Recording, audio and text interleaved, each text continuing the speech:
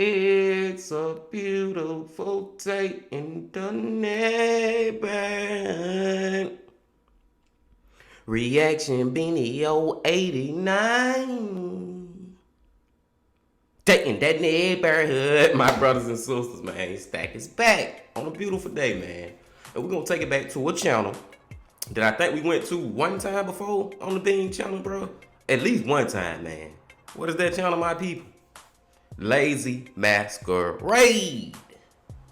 Going back to the lazy, Mr. Masquerade. You know what I'm saying, bro?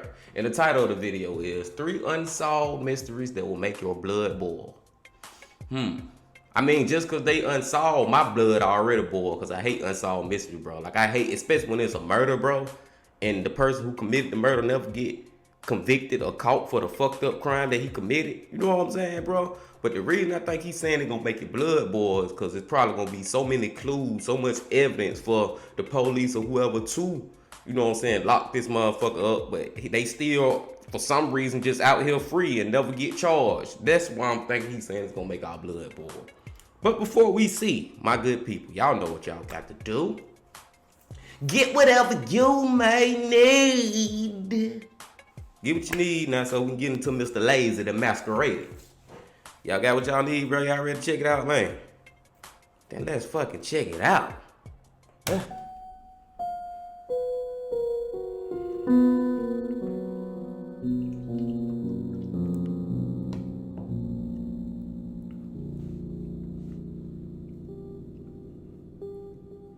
Today's video is sponsored by Raycon, my go-to pair of earbuds. Come on, Lazy. You know it's Team AirPod over here. Let me stop before one of y'all Droid fans get mad at me. Come on, Lazy. Alright.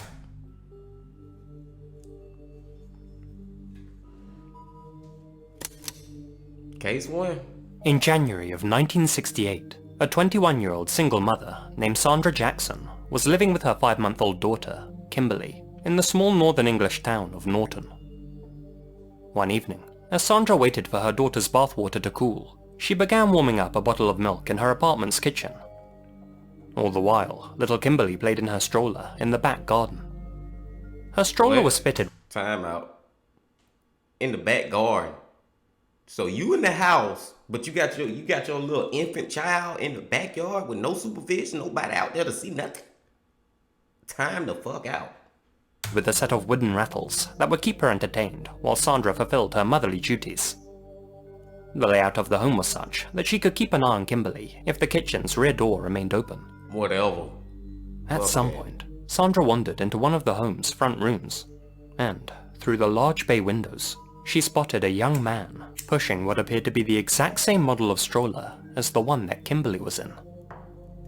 Sandra observed the young boy with a kind of casual curiosity, noting that the stroller he was pushing lacked the kind of wooden rattles that she had attached to her own.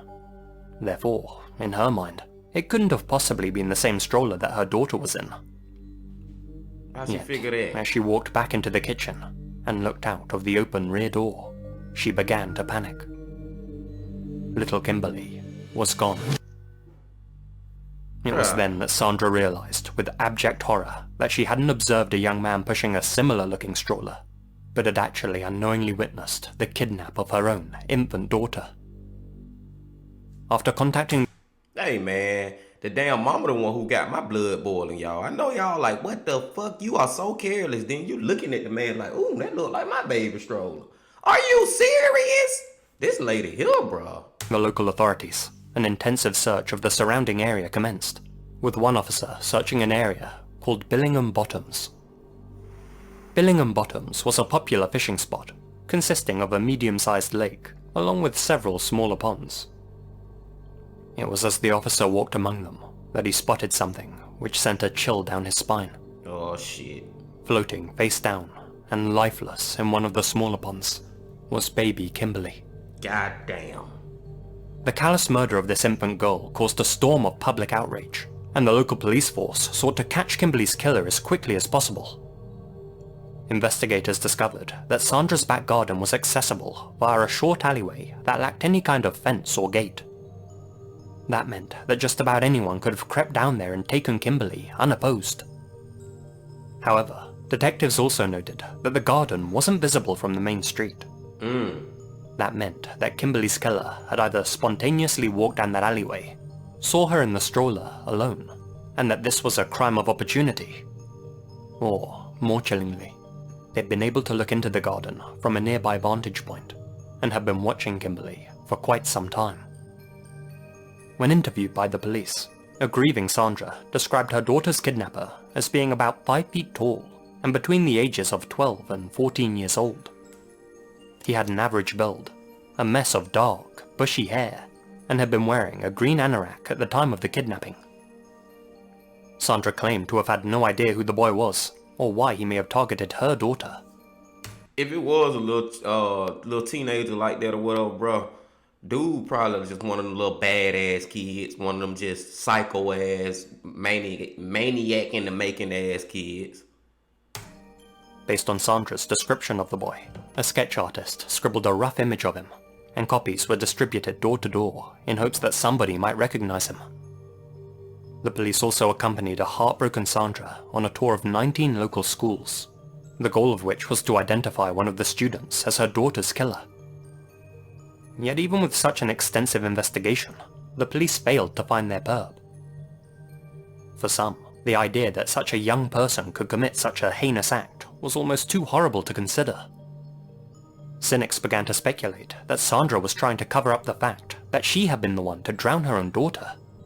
Her failure to identify the boy that she had witnessed was because he didn't exist.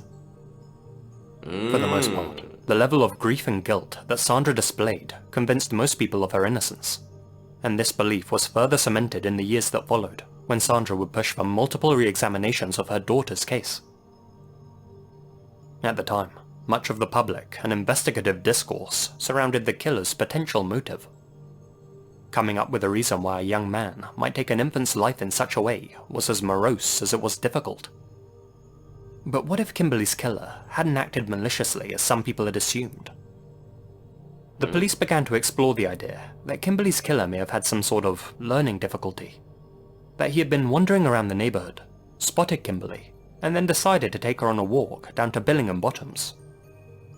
While showing Kimberly the ponds where the tadpoles grew, the boy may have accidentally dropped her in the water, panicked, and then run off without realizing the severity of his actions. I don't know about this now. This sounds far-fetched. I doubt this would happen. It was a plausible theory, but it was one that was ruled out by the fact that Kimberly's kidnapper had removed the wooden rattles from her stroller. Without those rattles, her stroller would make less noise and would be less recognizable to anyone who spotted him. The fact that the killer had taken the time to remove them meant that this was no accident. A huge amount of time and effort was thrown into the hunt for Kimberly's killer, but sadly, they were never identified, and the case eventually turned cold. For the past 36 years, the case has remained unsolved. In 2004, an elderly Sandra Jackson once again called for Kimberly's case to be revisited by Cleveland police. "The killer's fingerprints should have been all over the stroller," she said. "I want to know if any were kept, and if the case can be looked at again. I was young at the time, and so naive, and didn't understand investigations, but things have come on so far since then." With each passing year, the memories of Kimberly Jackson's murder fade ever more into the past. Yet, despite the fact that some refuse to forget her, one person in particular must be unable to escape the memories of their own horrific actions. I know, right? Perhaps they feel remorse and have long suffered in their silent guilt. But maybe, just maybe, they look back on that memory of drowning little Kimberly, and they smile. That's possible too. Bruh, Before we move on to the next one, bro, I just gotta say real quick, man. The mama, bro. The mama pissed me off with this shit, bro. Like, all this could have been avoided. But do y'all, I don't think it was her, though. Because she keep on trying to get people to go into the case and revisit it, reopen it up. Trying to, you know what I'm saying, get more clues, whatever, whatever. So I really don't think it was her, but she was just so damn dumb, bro. Like, what are you doing leaving your baby outside in a stroller while you in the house? I don't give a fuck if you can see her outside or not. What the hell, bro? Let's go.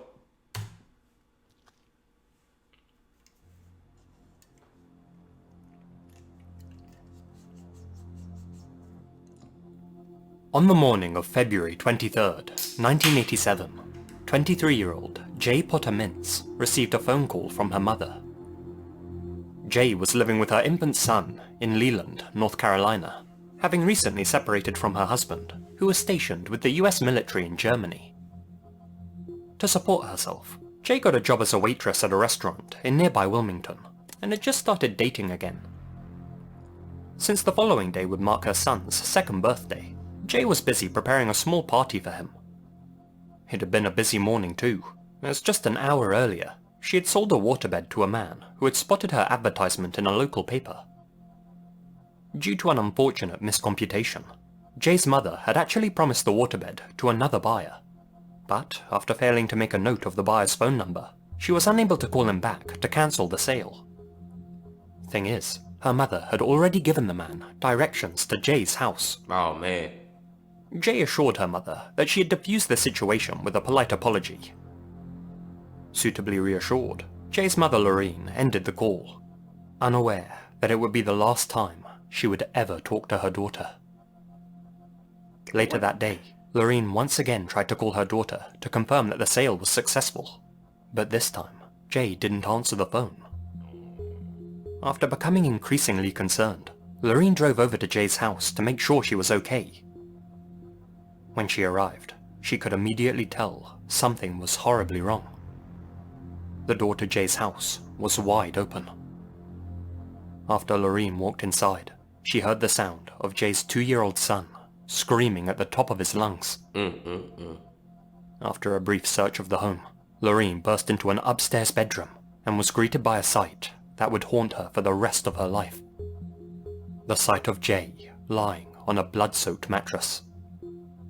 Her throat had been slit, and her torso was a mess of multiple stab wounds.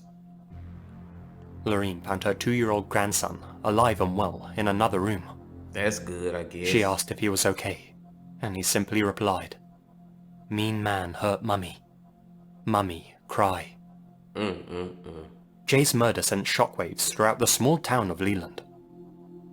The public heard how a newspaper clipping of Jay's waterbed ad had been found left behind at the scene, seemingly confirming that she had been murdered by a prospective buyer. Jay's 63-year-old mother Lorene was so grief-stricken that she passed away from a heart attack just a few months after local media revisited the case in 2007.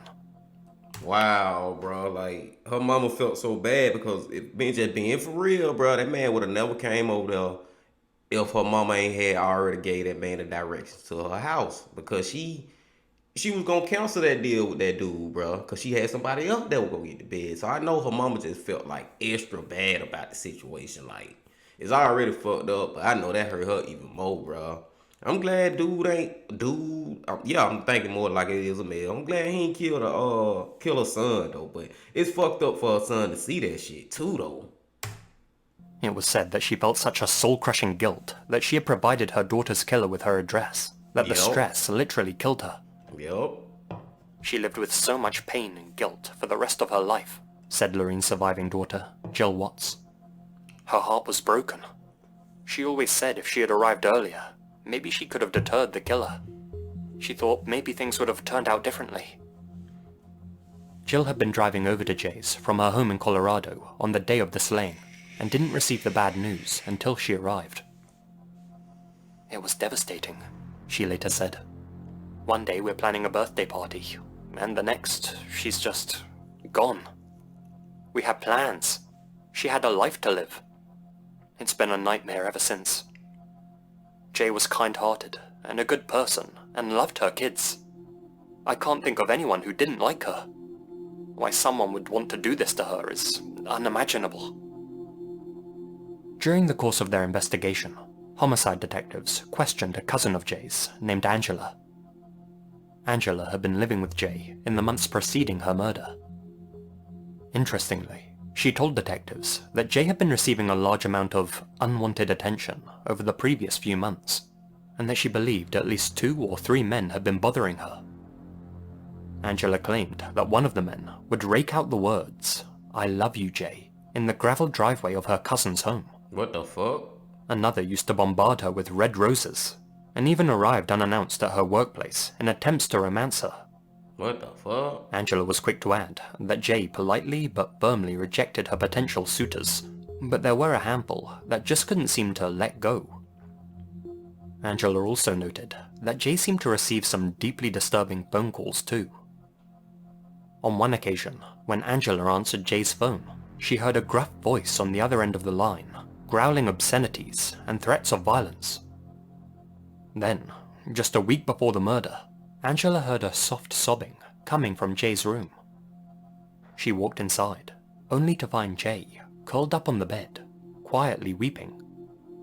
When Angela asked her what was wrong, Jay replied that she had just woken up from a dream in which a man was trying to kill her. Dang.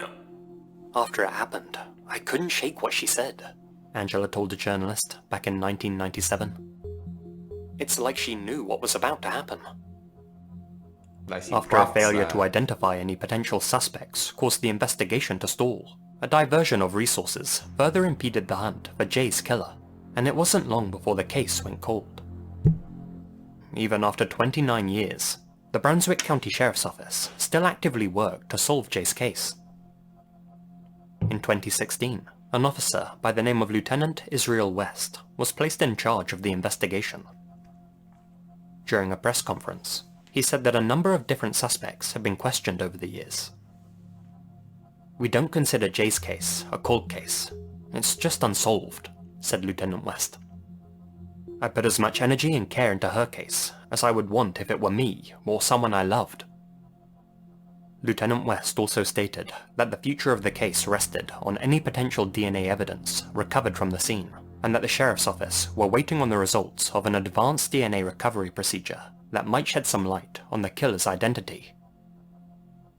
Perhaps the detail which has most baffled investigators over the years is how Jay's killer was able to get inside and out of her home without anyone noticing him. Jay's house was situated on a very busy main road, in a neighborhood where people regularly walked or cycled through the streets. "It all seemed very calculated," a family member later said. "Almost like the guy really knew what he was doing, you know. But the thing I fear the most is that whoever killed Jay has gone on to kill other women over the years. I mean, who knows how many more times this has happened, and the guy's just gotten away with it." It's that final sentiment that seems to be the most terrifying. Yeah. When a killer goes uncaught, injustice is just the first of many poisonous effects, Yep. and an even greater toxin is the threat to those ignorant of their peers' mortal sins, making us all ripe targets to be their next innocent victim. You got a point, bro. Like that just could have been one of many murders that this dude I keep on like second guessing myself if it's a male or female, but we pretty sure it's a male, right, y'all? But yeah, that could just be one of many more killings that he done did or murders that he done committed over the years. Probably done did it before then. But one question that I'm really trying to figure out is this case, bro, is do y'all think it was actually the dude who came to buy the bed mattress, who was fake buying the bed, the water bed, or do y'all think it was one of her stalkers? Like, which way y'all leaning, bro? I don't know. I'm leaning more towards the mattress shit, the water bed. And the only reason I say that is because they said he left a little sheet, a little piece of the newspaper article or whatever, what she had posted at the crime scene. Still fucked up, bro. One thing I can say that hopefully one day this case can be solved, because I'm pretty sure dude left some kind of DNA back there, bro. And it's 2022, bro. Like, I feel like, bro, some kind of way, if he's still alive today, Some kind of way his DNA gonna turn up and he gonna get fucked up off that shit. I ain't giving up on this case right here. Let's listen to the last one.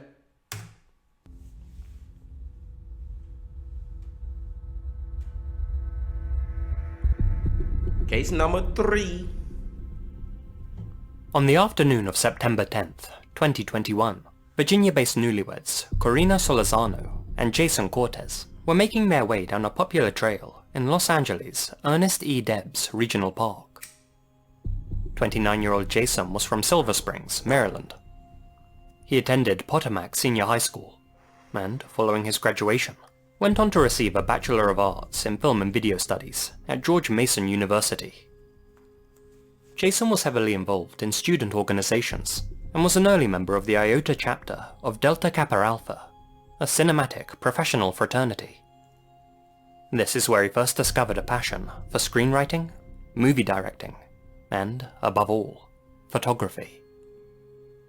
On that fateful day in September, Jason was visiting Los Angeles to photograph Debs Park as part of a lucrative photography project.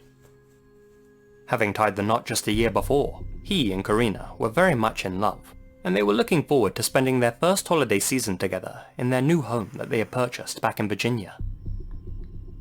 Yet little did they know that they were about to be visited by a chilling and senseless tragedy. At just after 3 p.m, the couple were wandering through the trees, and Jason was snapping pictures as they walked. Then, out of nowhere, the loud crack of a rifle could be heard coming from some nearby bushes. Damn. Corina turned to see Jason clutching his chest. Blood was leaking between his fingers. It was then that Corina realized in horror that Jason had been shot. He collapsed into the dirt. A fellow hiker happened across the stricken couple and managed to keep some pressure on Jason's wound. Yet despite the speedy arrival of paramedics, Jason sadly passed away while en route to the hospital. Jason was not only my husband, but he was also my loyal friend, Corina told a press conference the following week. This will be the first holiday season I'll celebrate without him in 7 years, and his family and I are desperate for answers. We need to know who did this, and why. We need to understand what happened. We need help. During that press conference, a $50,000 award was offered for any information which might lead to the capture of Jason's killer. It was also revealed that the bullet that had killed Jason had been fired from as close as 100 yards away. A wanted poster was circulated around neighboring states, and featured a composite sketch of what the shooter was believed to look like. The poster described him as a Hispanic male aged between 20 and 30 years old, standing at 5'10", and who was wearing a blood-hooded sweatshirt. Talking to a local news station, the leading detective on the case called Jason's murder a senseless killing. "There is no motive behind this," he added. "It's something I can't explain. I talk to the family. I meet with them on a regular basis, and there's nothing I can say that will help them understand this." According to one journalist, the LAPD have been exploring the idea that Jason was murdered as some kind of gang initiation, and that he was targeted at random by someone whose only goal was to prove themselves capable of taking a life. That's a thought. Others have suggested that his death may have been nothing more than a tragic hunting accident, with some novice hunter mistaking his movements as that of an animal's before opening fire. I doubt that. And yet, ask most hunters, and they'll tell you that the chances of a shooter being so careless are slim to none. Exactly. If their accuracy at range was anything to go on, they had enough experience to know that what they were firing on was a human. And so it seems malicious intent trumps the possibility of criminal negligence. But then another reason, bro, he shot him in the chest, bro. Like, okay, in the back, I still don't even see that. But in the chest, he knew he was shooting a human, whoever this was. But who would be possessed by such evil that they'd stalk the hilly trails of Greater Los Angeles with the goal of killing at random? Over the past year or so, the LAPD have poured time and resources into answering that exact question. But, frustratingly, they're no closer to identifying a suspect now than they were in the weeks following Jason's murder. At Jason's memorial service, his father described him as a dedicated, intelligent, free spirit who was loved by many people. He went on to say that, quote, his love for his family and friends transcended over everything. He always had a smile, and made light of every situation he was dealt. He will be missed. While Jason rests in peace, the hunt for his killer continues, and we may have to wait many, many years before a suspect is finally charged. But in the meantime, we can only hope that whoever wandered up into those hills that day, intent on extinguishing an innocent life, doesn't get the urge to do so again. Woo, okay. That damn lazy. Yeah, this A huge shout out to my... Okay. That one right there. Like I said, bro, all this shit, all three of them make my blood boil just because they unsolved, bro. We don't know who did these crimes. This one right here was just strange and just so random and just so like a person just killed somebody for like absolutely no reason in the woods. You out there hunting people. And then it's one thing I just thought about, bro. It was like a light bulb just went off in my head, bro. Why did the shooter only kill him? Why ain't kill Karina or shoot at Karina or nothing? Ain't that a little weird? There's something a little funny about that, bro. I don't know, it's just me, bro. I'm just thinking out loud, talking to my people, bro. Something a little funny about that, man. But all in all, bro, I just hate that, man. First of all, I hate that these three people had to die, and on top of that, the killers are to this day not found, bro. Hopefully we can get some on Jason too, man. God damn, bro. All three of them, yeah. All three of these were just tragic, you know, just fucked up, bro. The damn lady, that she prophesied her death, bro. She already had seen it in her dream, bro. That's so crazy. Then the baby, out of all of them, bro, I feel like the baby's the one that will not be ever solved. And the reason I say that more than anything is just because it's just the way it happened. Like, you know what I'm saying? Like, dude just, like, it's hard to explain what I'm trying to say, but it wasn't no heinous crime. Like, the other two was somebody getting, like, murdered as far as, like, shot. Then it was the other one where dude stabbed, the other left all that DNA probably, you know what I'm saying? Dude did the shooting shit in public, but dude just walking a stroller, bro. Ain't nobody gonna really pay attention to that, bro. Then he just dumped the baby in the river and probably just kept on walking. Like, it was way harder to catch that one. I don't know, bro. This is just my theory. I may be wrong, but I digress, bro. I done talked long enough, man. I'm gonna let y'all go now, bro. This is how these unsolved mysteries be having us thinking over here, man. But I appreciate y'all coming back, bro. And please come on back for episode 90, man. We almost at 100, bro. But until then, my friends, I got one more thing to say. The Bean Baby!